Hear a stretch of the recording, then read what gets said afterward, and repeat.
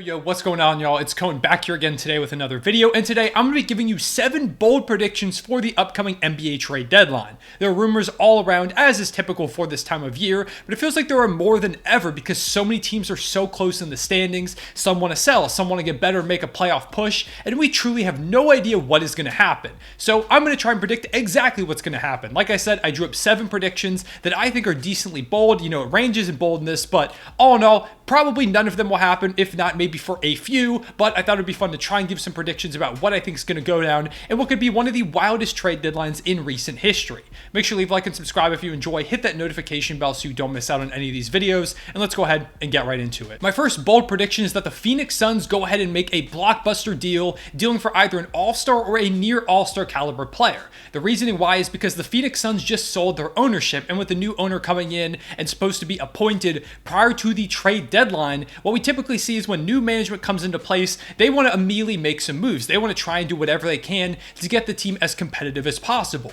We just saw it with the Minnesota Timberwolves, who recently came under new ownership and immediately traded for Rudy Gobert. I think we see a similar case here where they want to be aggressive at the deadline and they add some type of near all-star caliber player. And the one guy in particular I'm keeping my eye on is a Fred VanVleet. There are reports that the Suns are looking towards their future without Chris Paul and bringing in a guy like Freddie, who is having a down year, so you can probably get for pretty cheap, but has recently found a lot of success and might be a lot better next to a guy like Devin Booker, could be a decent idea. Now, of course, it's not really a position of need. They could probably instead go for a different 4 or a better center if they wanted to trade off of DeAndre Ayton and see if they could find some new fit there, but I do still think Fred VanVleet helps them out a decent bit, and it might not be him that they make a move for, but they are going to pick up someone big. My second bold prediction is that the Los Angeles Lakers and the Chicago Bulls, both of whom have been in numerous trade rumors recently, neither of them makes a single move from here on out. I know the Lakers have made a deal already with the Rui Hachimura trade, but I think overall they stand pat for the rest of the season. Now, I don't think that they should. They've got LeBron James, they've got Anthony Davis. You have to capitalize on these guys while they're playing at the level that they are,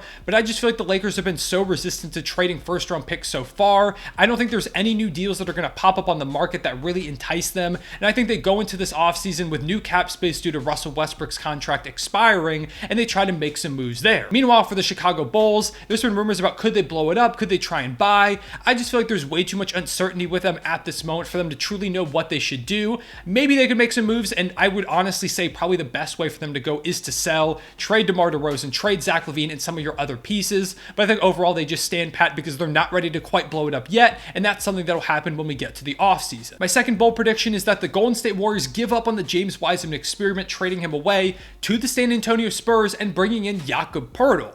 Wiseman was taken second overall a few years ago when the Warriors were going through that really injury-riddled year, and it felt like a great fit for them. They really needed a center when they were fully healthy, and he gave them that type of player with some high-level upside for the future as well.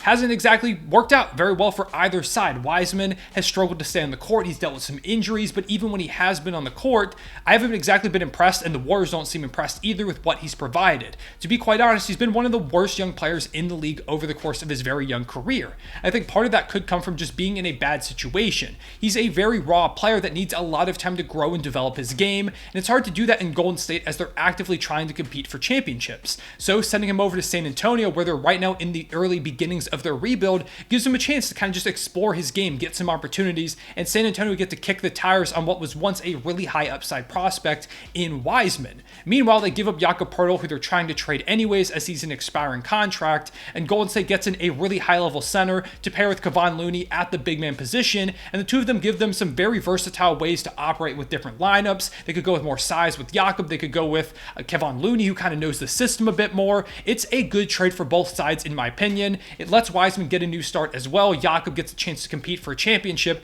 and I feel like both sides walk out of this one pretty happy. My fourth prediction is that we see a couple of names that have consistently been on the trade block finally get moved, and those guys in particular are John Collins and Miles Turner, but I do think that Eric Gordon still does not get dealt from the Houston Rockets. We'll start with John Collins. I feel like the Atlanta Hawks need to make some type of move. They've been better as of recently, but they still aren't up to the tier of team that they want to be, especially when they gave up 3 first-round picks for DeJounte Murray. They've got to find some way to improve, and John Collins is easily the best way to do so. Plus, like I said, you throw in the fact that he's been in rumors forever, and it just seems to make sense that this is finally the deadline where he gets dealt to another team, and I feel like there are some decent suitors out there. Then we have Eric Gordon, who the Rockets are apparently still looking for a first-round pick in exchange for. It's not going to happen. He isn't worth that at this point. He's aging. I just don't see any contender saying, hey, Eric Gordon is the piece that's going to put us over the top, as opposed to a number of other names on the market. I think they might buy him out post-deadline, but he's not going to get moved. For my fifth prediction, I think that the Oklahoma City Thunder, my favorite team, trade for a young piece in some way.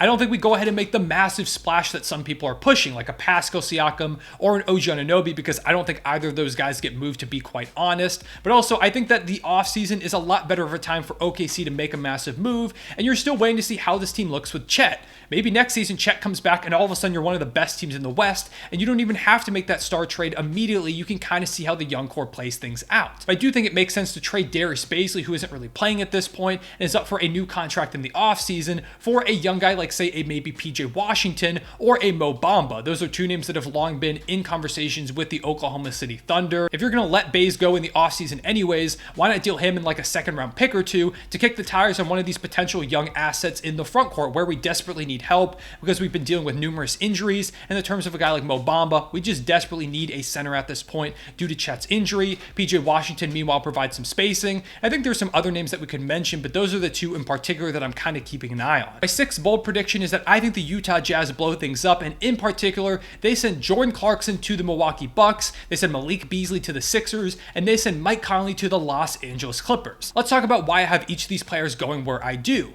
Clarkson makes a ton of sense for the Bucks. They really could use a backup scorer off the bench. He would provide exactly that, and I do think they'd be willing to give up assets to improve right now and go ahead and get him. And apparently for the Jazz, he's turned down all contract extension talks to this point, and you could probably get a decent bit of value for him, so I think they'd go ahead and move on from him to the Milwaukee Bucks in particular. And for Malik Beasley, he goes ahead and brings a shooter to the Philadelphia 76ers, a team that really needs a bench wing. He would provide exactly that type of role. And then you have Mike Conley going to the Clippers, who really need an answer at point guard. It hasn't been Reggie Jackson, it hasn't been John Wall, and Terrence Mann is doing a decent enough job, but I think Mike Conley brings a whole new element to that backcourt. They're apparently looking really hard to upgrade in some way at that position, and I do think Mike Conley would be a good fit. My final prediction is that we will see 20 plus trades from now until the trade deadline itself. This might sound like a lot, and it is. Last year, I believe we got, 17 of them, so I think that this year will surpass that by a decent margin.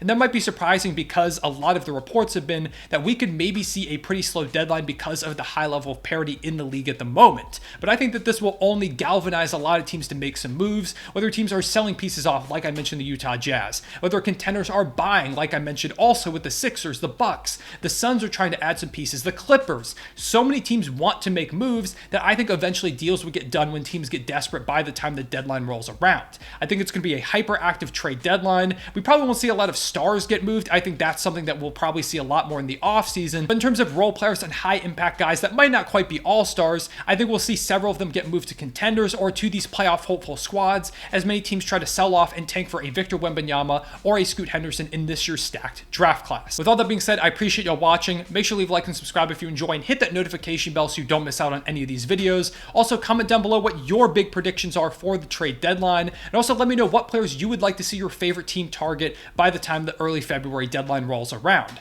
Appreciate y'all watching. I'll see y'all later. Real One, say it back.